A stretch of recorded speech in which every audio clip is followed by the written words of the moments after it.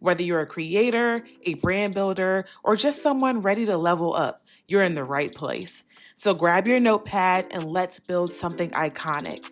This is the Built to Brand podcast, and we're just getting started. Podcast, and I have an amazing guest with me, Mr. Cory Jefferson. Hello, hello, hello. We are super excited today. I have some great dialogue all around personal branding through the lens of athletics. And I mean, what better person to talk to us about this today than Cory? He has had quite the tenure in the NBA as well as just in basketball, his career in general. I'm not going to mess this up. I'm going to let Cory talk to us. Okay. I got it. Okay. So currently, Cory is a coach for the Dallas Mavericks. He's also a previous coach of the Texas Legends. He has played for Phoenix, Brooklyn. He played overseas in Milan. Okay, go ahead. She was on it. Okay, so NBA played Phoenix, Brooklyn, and she was only missing Cleveland. D-League, when I played, it was a D-League, now called the G League. I played for Phoenix's team. I played for, like she said, the Legends. She got that one. I played here in Dallas with the Legends. I played with San Antonio's team in Austin, and I played with Philly's team. And overseas, I played in Milan. I played in the Philippines. I played in China, and I played in Spain. I mean, talk about tenure. I don't even think I've worked anywhere that long, just as of yet. Oh my gosh. Listen, let's talk about what it means to be an athlete and to pay attention to your brand. So I was also a collegiate athlete, and I can tell you guys right now, I was never worried about my brand. I was just trying to get across campus and get to the closest cafeteria before I needed to run to practice, right? Right. Let's talk about that experience. And I don't know if that was a part of your journey, but was it? And if not, how do you think that would have shaped your journey to date? I wouldn't say as far as social media branding wasn't a big thing while I was in college. It was more of just like taking care of yourself and making sure you're watching what you post, because like the league is watching and they want to make sure they know who they're getting whenever, the draft time comes. But as far as this is my brand and I want to work with these people and I want them to see me in this kind of light, it wasn't that. Nobody was thinking about it back then. It wasn't a thing back then.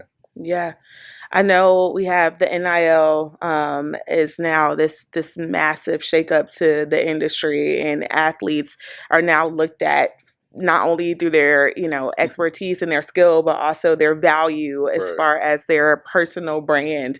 Do you have any thoughts on just kind of how that shaped the industry as of late? Definitely shook up the industry big time. From the player's perspective, I love it, because for a long time it was like a big thing where people would say, "Oh no, the players don't need to get paid. Their education is to pay or whatever." But it's like these universities and colleges are literally making millions, probably billions, and the players are just sometimes struggling, like check to check, having to deal with their families on top of just them being in college and things like that. So now I'm glad that they are getting a chance to actually make money off of their likeness and things like that. But at the same time, from the perspective of from the coaches, I can understand that it is something to get used to and have to learn how to navigate. But overall, it's a great thing for the players. Yeah. I think I saw a post recently, and there was actually a football team out of Florida. And those high school students at this point are like showing up to the game fully decked out, pulling up in like some insane cars, right? But I think that's kind of the impacts of the NIL, right? These kids are starting to have to brand themselves Right, younger and younger. What are some words of advice that you would give to maybe high school students who are starting down that path of like personal branding? For one, do research, and even if you're not the one doing the research, have somebody that you trust, like do the research. Somebody that you know is going to be in your corner and it's like really doing it for you, not just, oh, you're going to be able to get this money, let me help you out, and then you can help me out later on. Obviously, there's going to be that, but at least make sure that you know that's somebody that at least wants to do it for you. Yeah, they know that they're going to get money out of it, but they want to take care of you as well. Because right now it's just a new thing, especially as a kid. If you say, hey, we're going to give you $500K to $1 million, you're 18 years old, 19 years old, you're like, all right, yeah, I'm taking that, and that's going to change my life. 18 or 19, yeah, that will change it. And even as an adult, it will change it. But if you're getting that as a kid, we're calling them kids. If you're getting that as a kid, then you're going to be able to make so much more like years down the road. So you want to make sure that you're putting yourself in position to do that, and having like financial advisors and every other person that can help you that really knows what's going on can help you, not to take any shots at anybody's family members, but just having an uncle that says, hey, yeah, I can help you, when he's never done anything like that at all, is not really a good idea. So just get somebody that knows what they're doing and has the best interest for you. I love that. So essentially, we need to make sure that someone is business minded, right? Like it's not just Uncle Ken who said, I got you, boy. Right, exactly. And then you wondering where the money went a couple of years later. So okay. So as we start to look at this pathing of athletes and their brands, personification of an athlete today is insane, right? And as we start to move into a professional space, I think what we're starting to see as well is people feel like they have a lot of choice, which they didn't necessarily have before, right? I am a former AAU mom, and so I know all about the decisions that go into selecting schools and then staying at a school. I think the NIL definitely has a big role in kind of thinking about what we allow our athletes to do, the flexibility in their schedules and things like that. Tell me a little bit of your thoughts on just having this world of choice that we didn't necessarily have before, and the impact that that's had on professional sports. Right. Being one of the older players now, like before pre-NIL, I would like to see players stay in their colleges longer instead of just bouncing around. Develop. Yeah, develop. But even then, like when I say it and I think about it, it was like, man, now I sound like the old heads talking about it. And it's like, oh, back in my day, we didn't do all this. But I mean, that's just my opinion. And then, like I said earlier, from the athlete's perspective, a lot of times they're going where the money is, which I can also understand. But like you said, you also want to develop, because yes, that money is here now, but the main thing you want to do is develop. I'm sure a lot of people's main goal is to get into the NBA or the NFL or whatever the next level is for their respective sport. And that's where the more money is. But at the same time, if you haven't thought that maybe I'm not going to do that, and you just want to collect as much money as you can, I mean, as an athlete, I'm all for it. Like that's really like, that's your job to do now. That's a part of it. It's not saying I want to go here, but they're not really offering me as much money. I mean, you really have a even bigger decision to make now than you did in the past, because before it's just like, yeah, I want to go here. They have a good program. The team's going to be good. The guys that I'm going to be with are going to be nice. I'm going to be there for a few years. Yeah. Now it's just like, okay, I can be here for a year maybe. Who's on the team? Okay, cool. But also, how much money are you giving me? Yeah. But it's a different game now. Really. It is definitely a different game. It's insane just to see how this power of choice and then just athlete development is looked at. It's so different than what I'm used to. Like you said, I'm like, back in my day, I had to walk 100 miles before practice. But meanwhile, they're like pulling up in Ferraris before practice. It's completely different. How old are we, guys? This is crazy. So, Cory, we talked about these young athletes who are now having to think about themselves as a brand a lot earlier than we had to. I was somewhere watching That's So Raven. And what are some big mistakes that you're seeing these kids make, or maybe even some watch outs as you think about talking to some of these younger athletes coming up? I'll say the big thing is just not even really NIL, but just life in general and next level in general. Just watching your surroundings, who you're around. Even for NIL, like surrounding yourself with people that are knowledgeable of how to handle finances and just what NIL even is and how to deal with it. But a big thing is just watching your surroundings and the things you do, because even like say outside of NIL, if you're going to college, they're going to be wondering what kind of guy are they getting. I know for me, when I was going through the whole college process of trying to figure out where I wanted to go, even with recruiting, college coaches would call and ask. First of all, obviously they'll call and ask your high school coach, like, "Hey, what kind of guy is he?" Obviously, we know his stat sheets and what it looks like on the court. But what kind of guy is he off the court? How is he in practice? Is he a hothead? How does he handle, missing free throws or having a bad game or like that? Or even down to, I can't remember what school it was, but one of the coaches called and asked, this is when I'm like 10th, 11th, 12th grade, somewhere around there. Somebody called my fifth grade art teacher, I think. Yeah, Great. fifth grade art teacher, and I've heard stories of going down all the way to like third grade. Oh my gosh. I mean, when you're third grade, I hope they didn't call my third grade teacher. I was Oh a completely different kid. But yeah, they called like my fifth grade art teacher and asked like what kind of person I was. But they do their research. They, like I said, you're a brand and you're going into their brand. Wow. So they want to make sure that they're getting the right person that fits their brand and their program. So I would say the big thing is just be mindful of who you are and who you're around. Oh man. Okay, so let's talk about you. And I mean, you are a brand in yourself. You are a father. You are a professional. You are, I mean, just all of these things for your community as well. When you think about just finding balance and showing up in these really authentic ways, tell us more about how you're prioritizing all of the things that you have to juggle.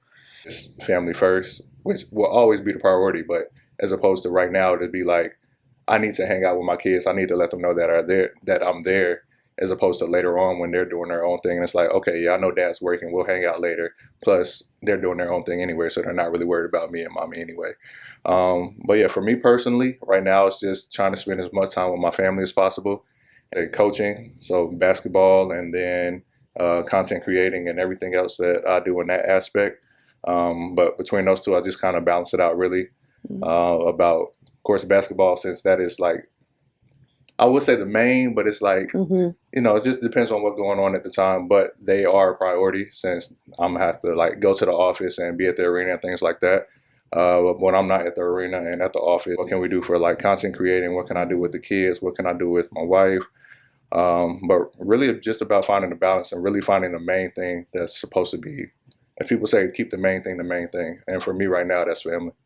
That's amazing. I mean, both of you, and if you guys don't know, his wife is an absolute baddie. Fine. Fine. Listen, I'll tell her, you fine, girl. And I mean, you guys are both a brand, and then you have your family that's also a brand. And what are some guiding principles as you kind of think about how you guys show up year after year, really just killing the game? What's some guiding principles that you guys share as far as just finding the balance between like living life, but also continuously building your brands? And being true to ourselves and not feeling like we have to switch it up to like compete here or compete there or make people happy. We put out what we want to put out and show what we want to show. And at the same time, we're just genuine. People can tell. And that's when they like it more. That's when they engage more. Yeah, I would absolutely agree. And if you guys haven't checked out their family, I'll make sure that we put all of your links and all of your social media handles in this episode as well. Please check out the Jeffersons. They are absolutely amazing humans. I know firsthand.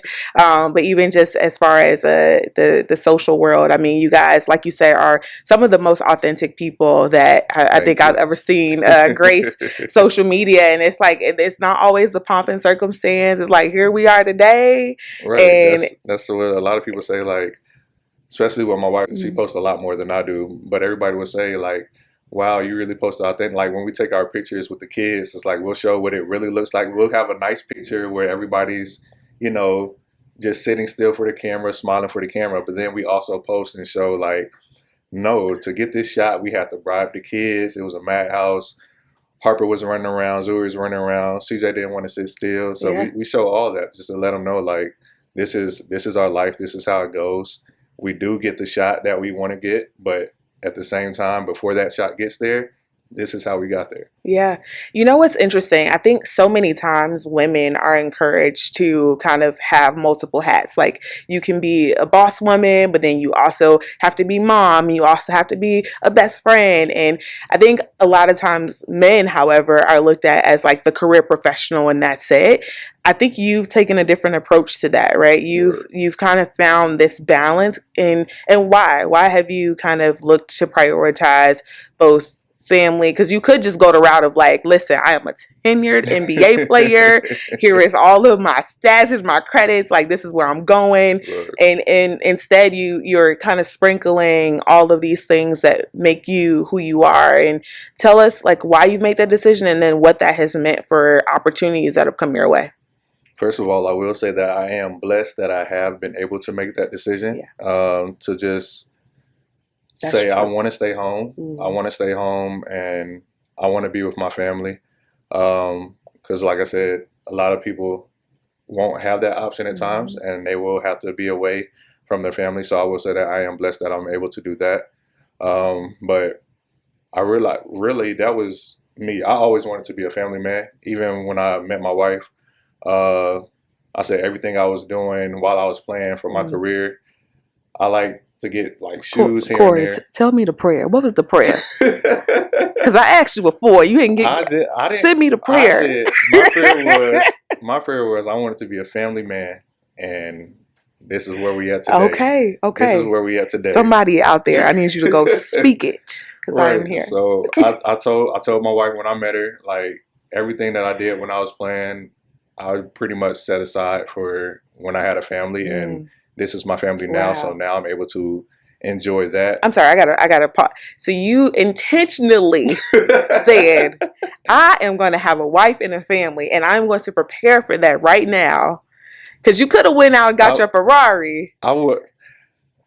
Well, that came after, basically. Okay. But I made sure in my mind, I said, I'm going to have a family. I want to have a family.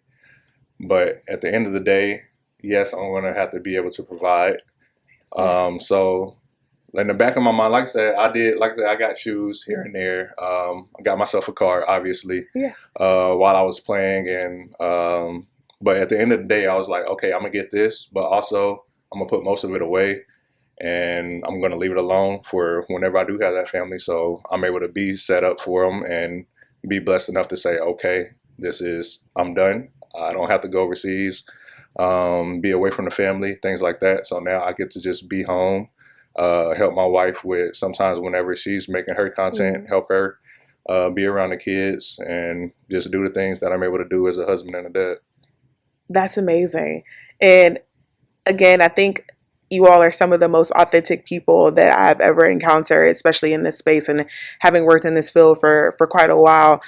Tell me what that's meant for brand partnerships. When brands approach you, do they kind of give you the free reign to make content in an authentic way because that's kind of what you're known for? Right. Like, what has that experience been like? It is a little bit of a 50-50. They'll kind of like suggest some things or like if it's a get ready with me or something, like maybe the kids will be in there, or especially like with our date nights. Our date nights are a big thing. And that just happened, like I say, genuinely, authentically. We go on our date nights, we get dressed, we go to restaurants. I'll turn on a playlist after the restaurant. So what's on the playlist, Cory? What's on the playlist? Some good music. Some good music. Yeah. Okay. But yeah, so it'll be anything from like getting dressed to like the shoes that you're wearing for date night, or the outfit that you have on for date night, or even with the restaurants where you're going, or they'll invite us to come there for a date night. But yeah, even down to the car that we're using for a date night, things like that. So really it just started with being, like I say, at the beginning, with being genuine, being who you are. And that's pretty much how it starts. Like the brands come to you, the brands want to see that, okay, you do this on a regular. You're not just saying you do this because you want us to, want to partner with us. Like you genuinely do this, or you genuinely use this product. And they want to see that. They want to see that firsthand, not just saying like, hey, I love this brand. I love working. I love using it. Can I work with you guys? And it's like, you've never like used us before or anything like that. So really it's just the brand seeing that this is what you usually do. So how about you still do that and just use our product or just mention us and things like that. Love that. Just giving you the playbook, guys. So essentially, you need to practice, Yeah, right? for You sure. have what I call franchises. So these things that you do on a regular basis that you're going to do organically anyway. But what you need to know is that people are watching, and you never know when your next brand deal is going to come. And a lot of times, the people that approach you are actually fans of the content that you make. So if they can figure out a way to help you do what you're already doing, For right? sure. What better way than Exactly. to make Exactly. some extra cash? That's awesome.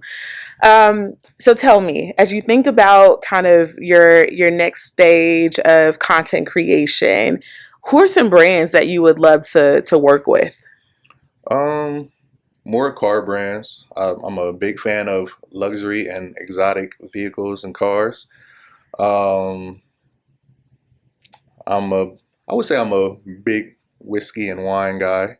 So whatever comes from there, but then overall, just everyday life things, and I feel like that's a big part of my brand. It's just not one thing, Yeah. which is something that I didn't like I said. That I was just being me, and people that I see now is like, wow, like that's I love that you do this. I didn't even know that is a thing, which really I just got from my wife. I didn't even know it was a thing. I was just like being me, but Mm.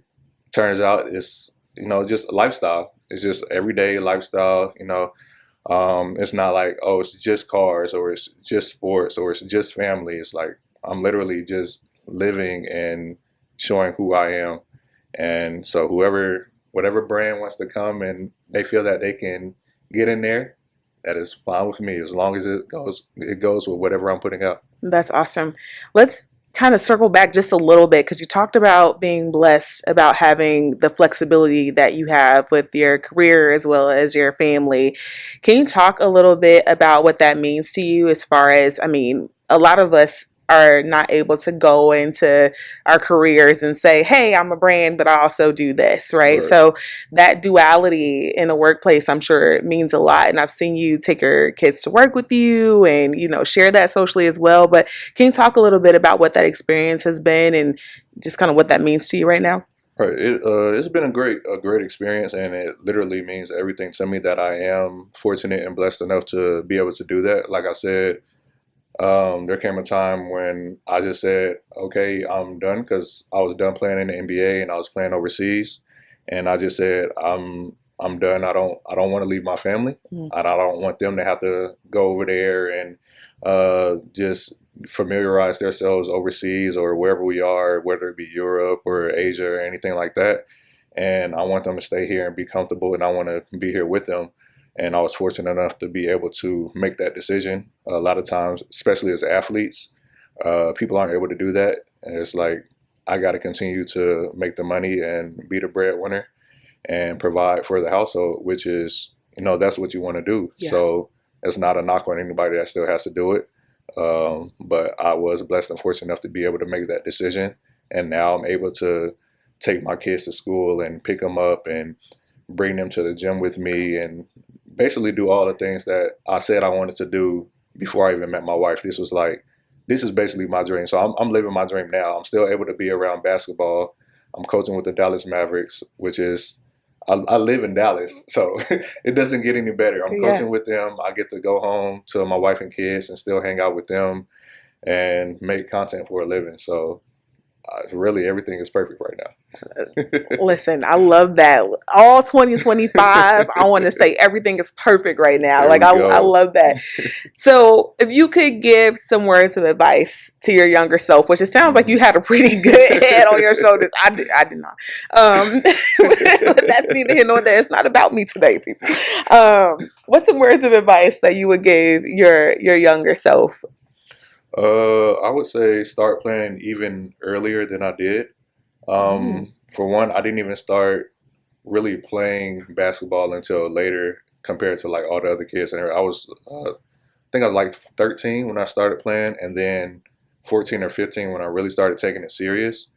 But even then, it's just like I want to like just get into it more, learn it more, be more knowledgeable of not just basketball, but also the things that I know now. Like as far as even well, for one, your paychecks, because now that everybody there's NIL, you're going to learn about taxes. You're not getting the full money that it says. There's going to be taxes, and there's going to be other payments that you got to make before you even get all of your money with that. So being more knowledgeable with that, with finances, and even things like help, because now I do have a financial advisor. At the beginning of my career, I did not. That would be a big thing. Get somebody who knows what they're doing. Like we said before, no knock on anybody's family members, but don't just go and get your uncle or auntie that just says that they want to help, not having any kind of experience with it. Right. Get somebody that's knowledgeable and that actually knows what they're doing. Because even as far as like stocks and things like that, it's like, wow, this is something that's so easy that you don't really have to put much thought into. And you just let the money sit and build over time. And if you do that at an early age, it's just, the money could just be sitting there working for you. Like they say, money making more money.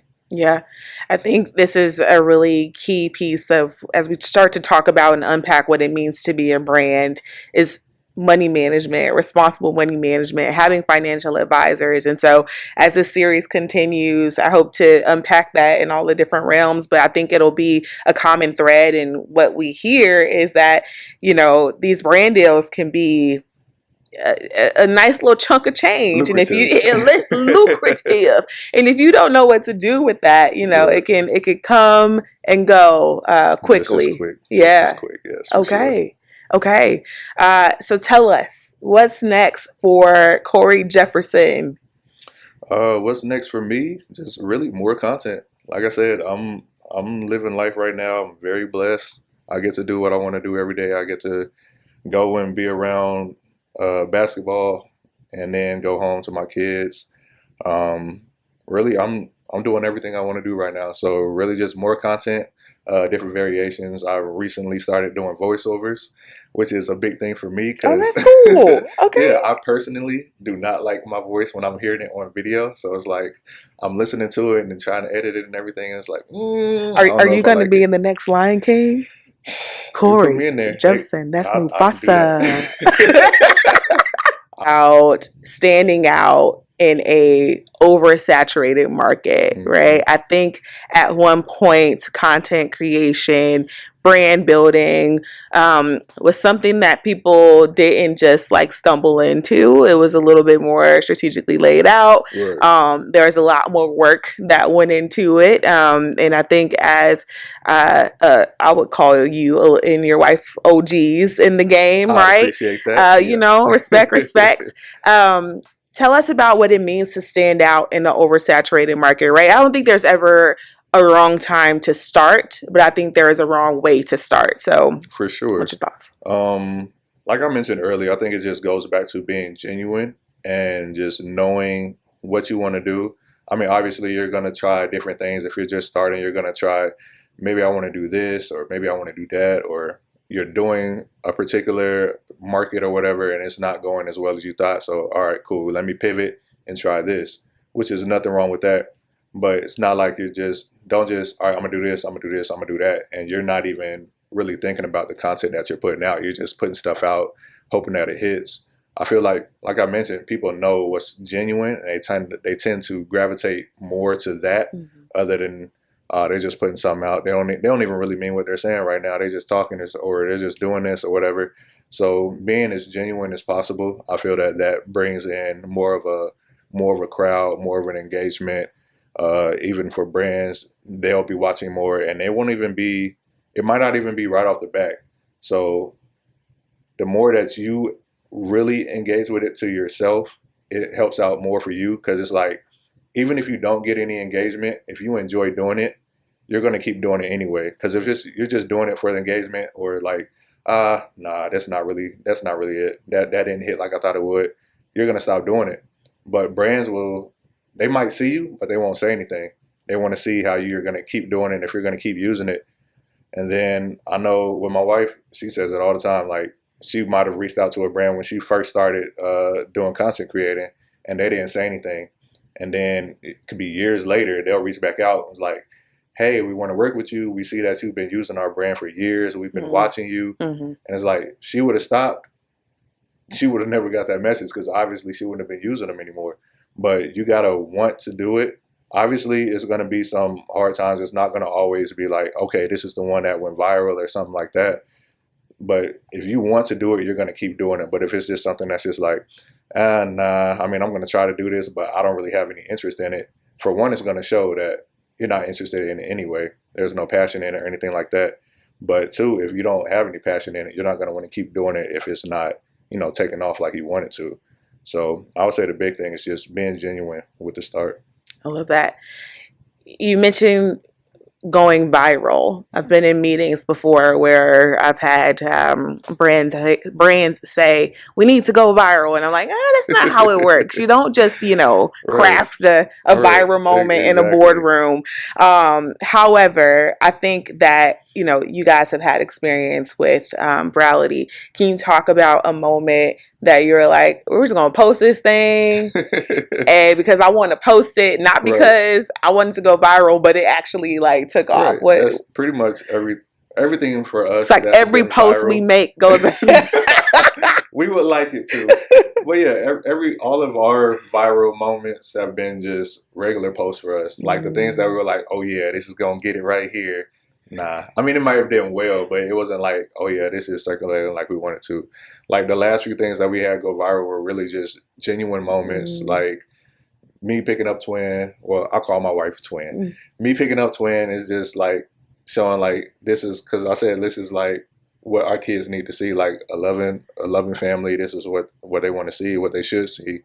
And that was like a big thing, especially like a Black household. A lot of times, I know for me personally, my dad wasn't there. And I know a big thing for me, like I said, before I had Twin, before I had my kids, I was like, I want to make sure that I'm a dad that's around, which is another big reason I'm blessed to be able to just say, I don't want to hoop anymore. I just want to be around the family. I don't want to leave them. I want to be around as much as I can. Yeah. But say, that was a big moment. And apparently everybody else agreed. That was one of our viral things where it was like, this is good to see, like a Black family, the kids and everything, or just a family together, period. But that was a viral moment, which we just said, hey, we're going to post this and we're going to see what happens. One of the things where we're just out eating at a restaurant and I'm just holding Twin close to me. And it was a viral moment. Like I say, it's just something that we posted. So 9 times out of 10, the ones that you're like, oh yeah, this is going to be a viral, I want this to go viral. Maybe it does, but a lot of times it won't. But usually it's the genuine moments that are really just like, this is what's happening. I'm gonna post this, and people engage with it. I love it.